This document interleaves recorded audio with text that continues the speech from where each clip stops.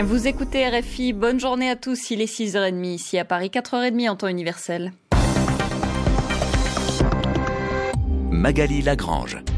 À la une de l'actualité africaine, ce matin, la République démocratique du Congo, 3 activistes de la société civile ont été remis en liberté hier, même si les poursuites ne sont pas abandonnées contre eux, une décision de la Cour suprême quelques jours avant le lancement du dialogue politique national.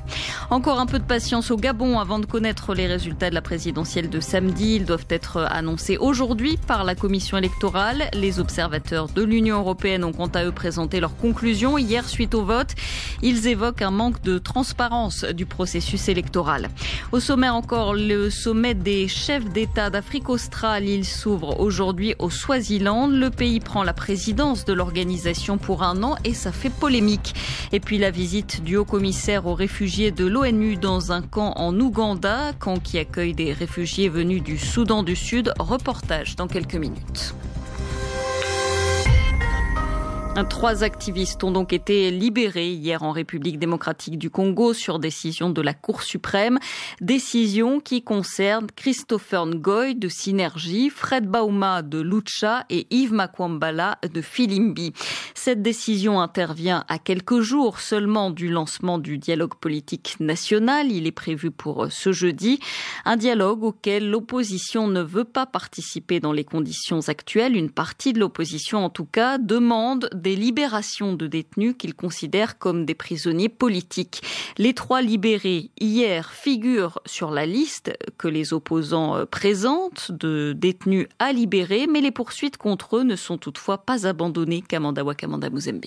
Nous remercions tous ceux qui se sont battus pour que nous atteignions ce résultat. Les premières paroles de Christopher Ngoy Mutamba sur le perron de la Cour suprême de justice. À ses côtés, Fred Bauma et Yves Makwambala. Les 3 anciens pensionnaires de la prison centrale de Makala portent le drapeau de la RDC sur leurs épaules.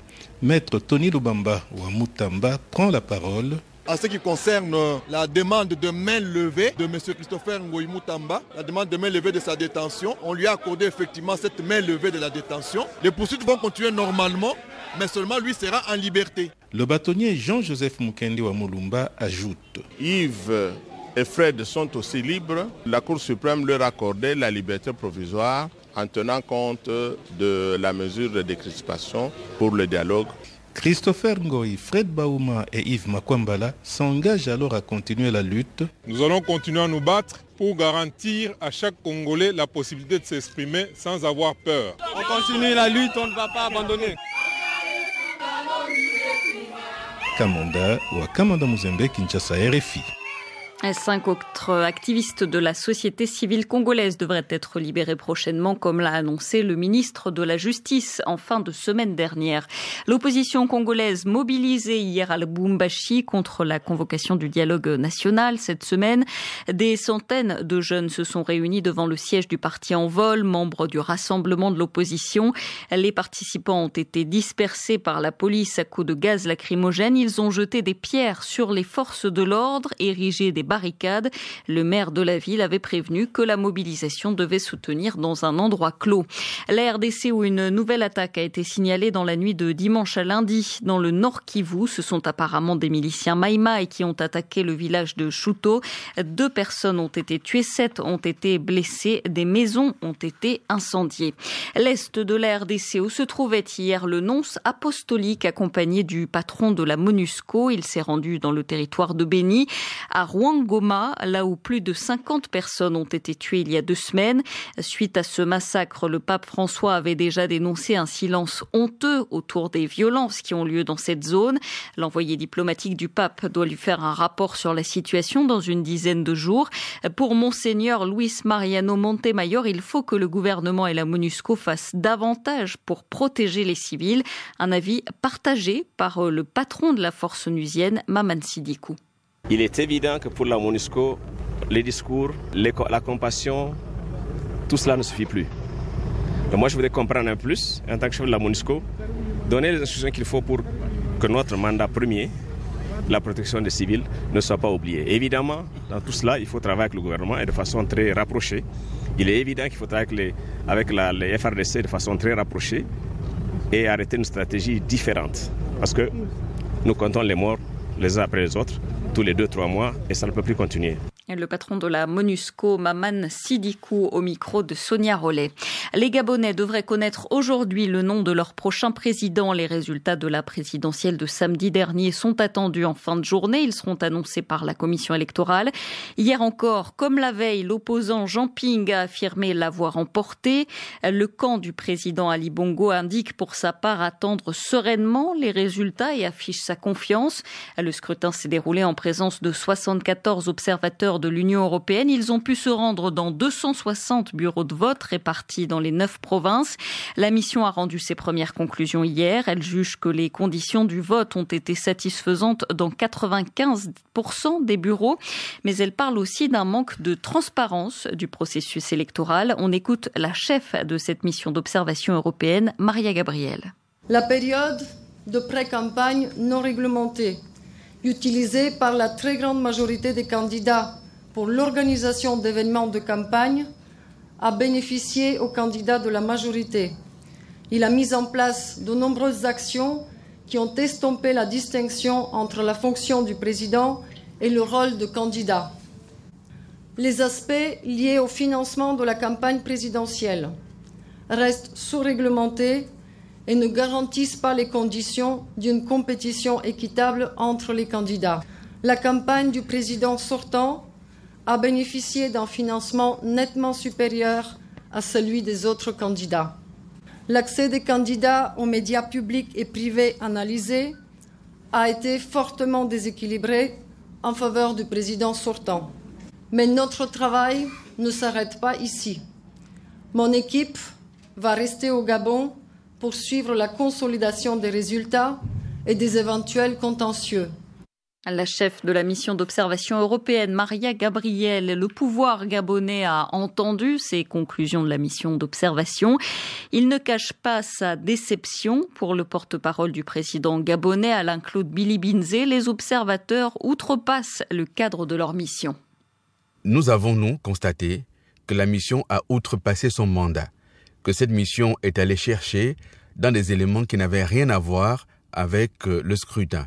Lorsqu'on nous parle du code pénal gabonais, lorsqu'on nous parle de la séparation des pouvoirs, lorsque l'on nous parle également du fait que le président Ali Bongo a eu un accès libre aux médias publics avant la campagne, j'ai envie de dire, quoi de plus normal de par le monde entier que l'exécutif ait un temps de parole qui ne soit pas comptabilisé. C'est le cas au Gabon, c'est le cas en France. La question pour nous était de regarder si cette élection serait transparente. Nous nous félicitons de ce que l'Union européenne reconnaît déjà elle-même que le scrutin a été transparent, même si par ailleurs, en allant au-delà du scrutin, il est relevé un certain nombre de choses qui n'étaient pas dans son mandat. Et l'État gabonais, lorsqu'il estimera nécessaire, fera évoluer ses lois. Mais ce qu'a dit l'Union européenne est au-delà de son mandat. L'Union européenne reconnaît que le scrutin a été libre et transparent, comme les autres observateurs l'ont reconnu. Le porte-parole du président gabonais Alain-Claude Bilibinze au micro de Sébastien Nemeth, et les résultats de ce scrutin, donc de la présidentielle de samedi, sont attendus, je vous le disais, ce mardi en fin de journée. Le président béninois est au Rwanda. Patrice Talon est arrivé hier pour une visite officielle de 3 jours. Il a été accueilli à l'aéroport par son homologue rwandais Paul Kagame. Il s'est rendu au mémorial du génocide à Kigali. Une visite axée surtout sur les relations économiques. Des accords devraient d'ailleurs être signé entre les deux pays. Les chefs d'État de la SADC, la communauté des pays d'Afrique australe, se réunissent, eux, à partir d'aujourd'hui au Swaziland pour leur 36e sommet. Au Swaziland, parce que c'est ce pays qui prend les rênes de l'organisation pour 1 an. Le pays est donc son roi, Mswati III, dernier monarque absolu du continent. Sa nomination est contestée, Alexandra Banjon. Le roi Mswati III prend ses fonctions à un moment difficile. La région fait face à une série de défis socio-économiques, tout d'abord avec la pire sécheresse en 30 ans qui a gravement affecté la production agricole régionale. Mais surtout des défis en matière de paix et sécurité. Lors de ce sommet, il sera question de la République démocratique du Congo où la tension monte à l'approche de la fin du mandat du président Kabila, du Lesotho où la situation sécuritaire ne s'est pas stabilisée depuis la tentative de coup d'État il y a 2 ans, et peut-être du Zimbabwe qui depuis quelques mois fait face à une vague de contestation inédite. Face à ces défis, le roi Mswati III critiqué pour son manque d'ouverture démocratique ainsi que pour ses abus des finances publiques. D'ailleurs, à l'intérieur du pays, la colère gronde. Ce sommet va coûter des millions d'euros selon ses détracteurs, alors qu'un quart de la population est menacée d'insécurité alimentaire. Alexandra Banjon, Johannesburg, RFI. Et on reparlera de ce sommet de la SADC après le journal, ou plutôt d'un sujet qui sera abordé au cours de ce sommet, la situation au Zimbabwe, la crise que traverse actuellement le pays. Avec notre invité Jean-Jacques Loarn reçoit ce matin l'activiste Albert Gumbo. Il fait partie du mouvement de contestation zimbabwéen ZISFLAG.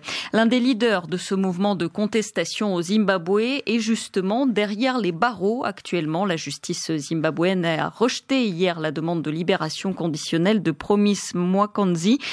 Quelques jours avant de nouvelles manifestations prévues dans la capitale, le juge a expliqué que de graves accusations pesaient sur lui. Le jeune homme de 31 ans est à la tête du mouvement Tajamuka. Il fait partie des 70 personnes arrêtées vendredi en marge d'une manifestation à Harare. Le haut-commissaire de l'ONU aux réfugiés appelle à aider l'Ouganda qui fait face, comme d'autres pays voisins, à un afflux de réfugiés en provenance du Soudan du Sud, encore plus depuis les violents combats qui ont éclaté le mois dernier dans la capitale Djouba. Le représentant onusien s'est rendu dans le camp d'Adjumani, dans le nord de l'Ouganda. Le centre d'accueil d'urgence accueille à lui seul 7000 personnes, alors qu'il est prévu pour en héberger 2000. Et de nouvelles personnes continuent d'arriver chaque jour. Au total, l'Ouganda abrite près de 320 000 Sud-Soudanais. Reportage Charlotte Cosset. C'est en grande pompe que Filippo Grandi était attendu à Adjumani. Filippo Grandi est allé à la rencontre des réfugiés sud-soudanais d'Adjumani et eux aussi s'étaient préparés à sa visite. C'est Agnès Andoua, représentante des réfugiés, qui a présenté les besoins dans le camp. 1. L'eau. 2. L'éducation. 3. La santé. Nous avons un problème de nourriture. Nous apprécions que vous ayez fourni de la nourriture pour les réfugiés afin de les maintenir en vie. Cependant, il y a le besoin d'améliorer la qualité et la quantité. Désolé, Votre Excellence, nous les réfugiés avons le ventre vide. Très réceptif, Filippo Grandi s'est montré ouvert à ces demandes, mais le haut-commissaire aux réfugiés a souligné la difficulté à lever des fonds. Nous demandons des ressources et nous le faisons à tous les niveaux. Je crois qu'il y a eu des réductions dans les rations alimentaires. C'est une urgence humanitaire, mais si ces ressources n'arrivent pas maintenant et que l'afflux de réfugiés continue, il y a le risque que nous soyons obligés de réduire beaucoup de choses ou de faire moins parce qu'il n'y aurait pas assez de ressources.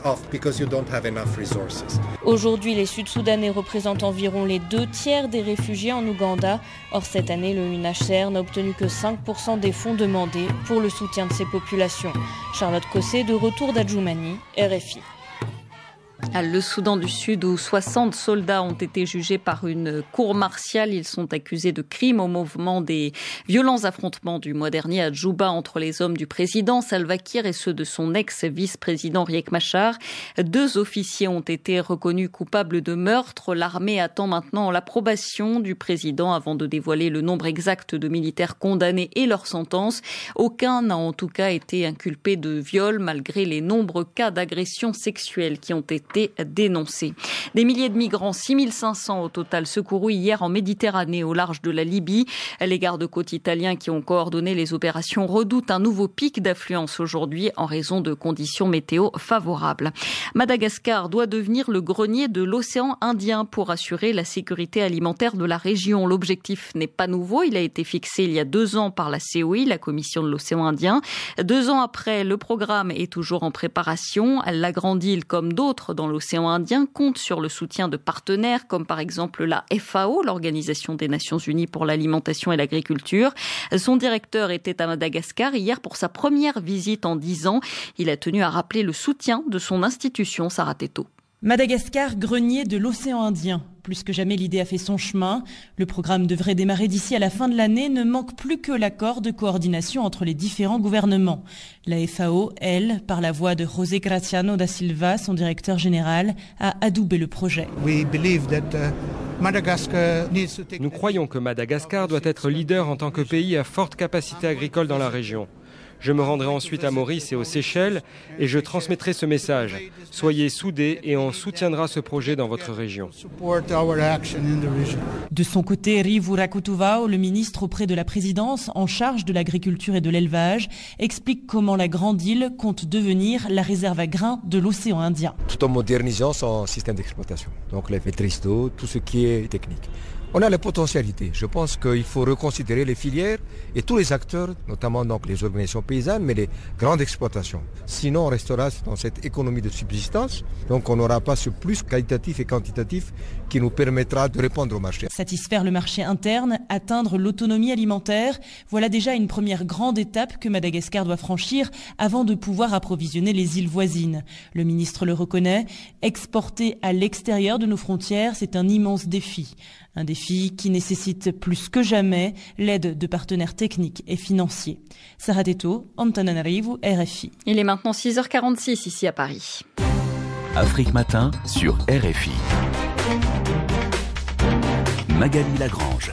À suivre la revue de presse Afrique ce matin avec Frédéric Couteau et avec à la une le Gabon dans l'attente des résultats de l'élection présidentielle de samedi dernier. Mais avant cela, on retrouve l'invité de la rédaction. Les présidents de la SADC, la communauté des États d'Afrique australe, se réunissent en sommet à partir d'aujourd'hui et pour 2 jours. Ils devraient évoquer entre autres sujets la situation au Zimbabwe que ses voisins regardent avec inquiétude. La situation économique est très mauvaise. Le président Robert Mugabe est au pouvoir depuis 36 ans et depuis plusieurs mois maintenant, des manifestations ont lieu régulièrement contre le pouvoir. En tête de ce mouvement de contestation, la campagne This Flag, ce drapeau lancé par la société civile. L'activiste Albert Gumbo en fait partie. Il est l'invité de Jean-Jacques Loarne. Albert Gumbo, bonjour. Bonjour. Depuis plusieurs semaines, le Zimbabwe connaît un mouvement de contestation anti-Mugabe d'une rare ampleur. Pourquoi ? Parce que les citoyens en ont assez de la dictature du gouvernement du Zimbabwe. Ça fait maintenant 36 ans que le peuple revendique leurs droits à la dignité, à une vie qui convient à un pays indépendant. Et ça fait 36 ans que le pays a des problèmes économiques. L'opposition, Morgan Tsvangirai et Joyce Mujuru en tête, affirment que chaque vendredi, jusqu'aux élections générales de 2018, des manifestations seront organisées à Harare. Oui, c'est vrai, ce sera à Harare et on espère que ça va continuer partout dans le pays parce que le gouvernement, jusqu'à présent, refuse d'écouter le peuple, refuse de permettre aux gens de manifester dans la paix. Et chaque fois que les gens vont dans la rue, le gouvernement répond avec la violence. Mugabe accuse des puissances étrangères d'être derrière ce mouvement de contestation. Est-ce l'argument d'une fuite en avant ? Mugabe, chaque fois qu'il a quelqu'un qui conteste quelque chose chez lui, il va dire que ce sont les puissances de l'Occident. Pour le vieux président, c'est une certitude. Il n'y aura pas, je cite, de printemps arabe au Zimbabwe. Il dit ça parce qu'il a peur. Il dit ça parce qu'il pense qu'il y a quelqu'un qui cherche à faire la révolution. On ne cherche pas à faire la révolution. On cherche à avoir les promesses qui ont été faites pour l'indépendance. On cherche à avoir les droits de l'homme respectés dans le pays, d'avoir des élections libres et d'avoir une économie qui marche, qui fonctionne correctement comme dans tous les autres pays du monde. Mais Robert Mugabe, 92 ans, est candidat à sa propre succession. Si les gens, des membres de son parti pensent que c'est lui est le meilleur candidat, ça c'est leur problème. On a la démocratie, ils ont le droit de choisir le candidat qu'ils préfèrent.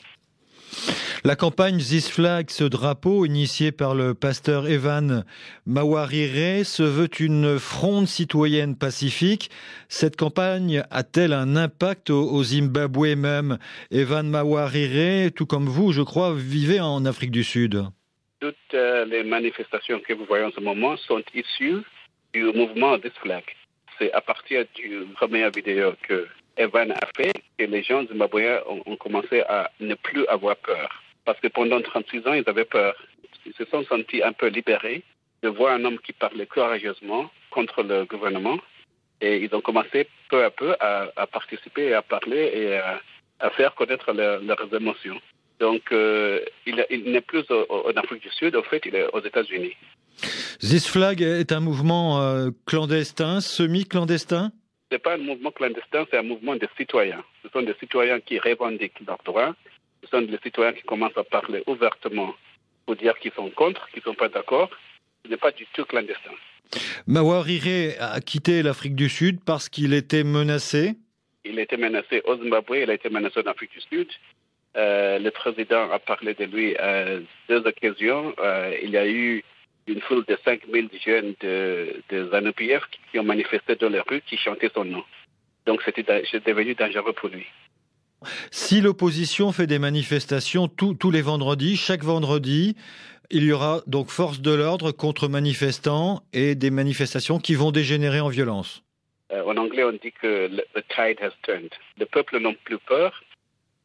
Les gens vont continuer à manifester jusqu'à ce que le gouvernement écoute le peuple. Ça, c'est un tournant, selon vous, le peuple n'a plus peur? Oui, les gens n'ont plus peur, ils commencent à revendiquer leurs droits et ils sont prêts à aller dans la rue pour revendiquer ce droit jusqu'à ce que le gouvernement les écoute. Et ça, c'est un fait politique nouveau au Zimbabwe? C'est très nouveau. Écoute, ça s'est passé avant, mais cette fois-ci, c'est pas un parti politique qui a commencé, c'est un mouvement d'un citoyen et des citoyens qui ont commencé à se manifester. Albert Gombo, merci. Il répondait à Jean-Jacques Louarn. Au Brésil, la présidente Dilma Rousseff a tenté une dernière fois de convaincre les sénateurs de ne pas voter sa destitution. Elle s'est exprimée durant de longues heures au Sénat. Elle est jugée pour maquillage de comptes publics. Elle a assuré elle-même sa défense. Le Sénat doit désormais débattre de cette éventuelle destitution. Le vote formel aura lieu la nuit prochaine. C'est l'une des plus grosses opérations de secours en mer de ces dernières années. 6500 migrants ont été sauvés en Méditerranée hier. Des migrants répartis sur plus de 40 embarcations, la plupart arrivés des côtes libyennes. Le groupe État islamique a revendiqué hier 2 attentats au Moyen-Orient. En Irak, 18 personnes ont péri lors d'une attaque menée dans la ville d'Ain el-Tamer. Au Yémen, le bilan est encore plus lourd. 71 personnes ont été tuées par l'explosion d'une voiture piégée. Et puis en France, le gouvernement tenait un meeting de rentrée hier près de Toulouse. Le Premier ministre Manuel Valls a appelé la gauche à faire preuve d'unité et il a vivement critiqué Nicolas Sarkozy qui a lancé il y a une semaine sa campagne en vue de la présidentielle. À 6h52 ici à Paris, c'est l'heure de retrouver Frédéric Couteau pour la revue de presse Afrique. Bonjour Frédéric. Bonjour Magali, bonjour à tous. À la une, on va savoir. Oui, on va savoir. C'est le grand titre du quotidien L'Union à Libreville, au Gabon. En effet, c'est en principe ce soir à 19h, heure locale, que le nom du vainqueur de l'élection présidentielle de samedi sera dévoilé. C'est le ministre de l'Intérieur, Paco Moublé Boubeya, précise le journal, qui va mettre fin au suspense au sortir de la séance plénière de la CENAP, la commission électorale nationale autonome et permanente. Pour sa part, le principal candidat de l'opposition, Jean Ping, continue de crier victoire. C'est ce que rapporte notamment le site d'information Gabon Actu.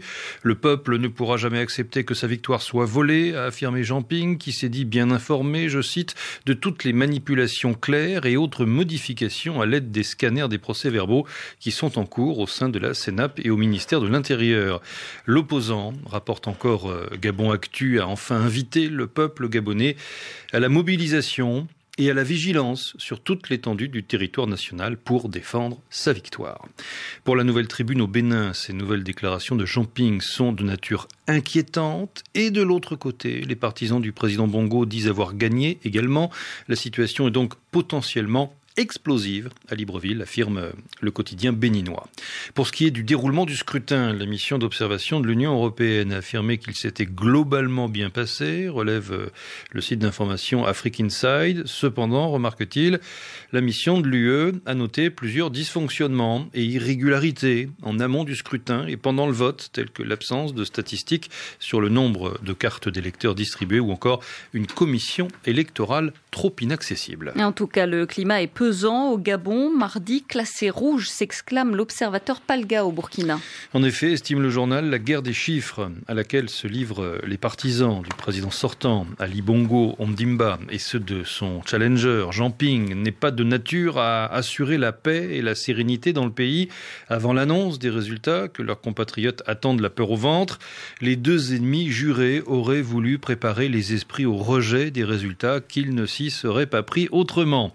Le pays, toujours à Ouaga, renchérit, en aiguisant ainsi l'appétit de leurs militants. Les deux camps préparent leurs partisans à la contestation en cas de défaite. C'est pourquoi, depuis que l'un et l'autre sont sortis du bois pour annoncer leur victoire, La tension est dangereusement montée de plusieurs crans dans le pays.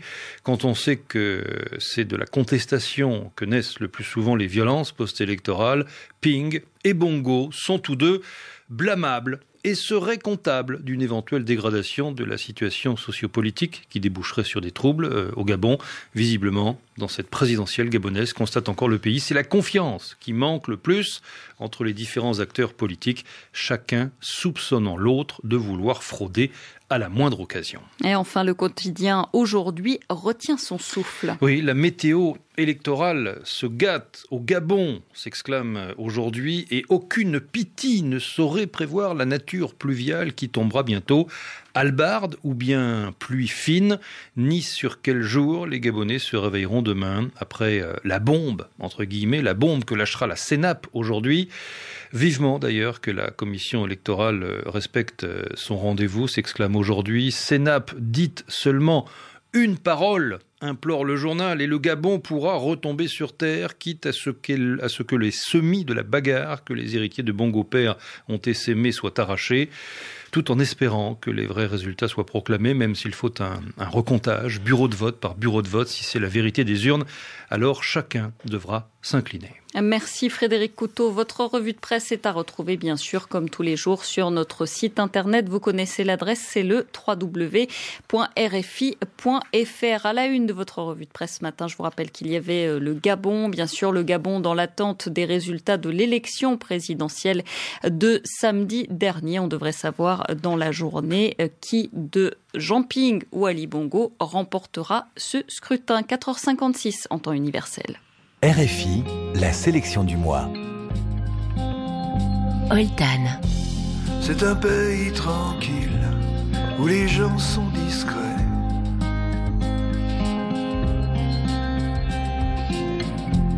C'est comme tout, faut du temps pour l'apprécier. Dafer Youssef.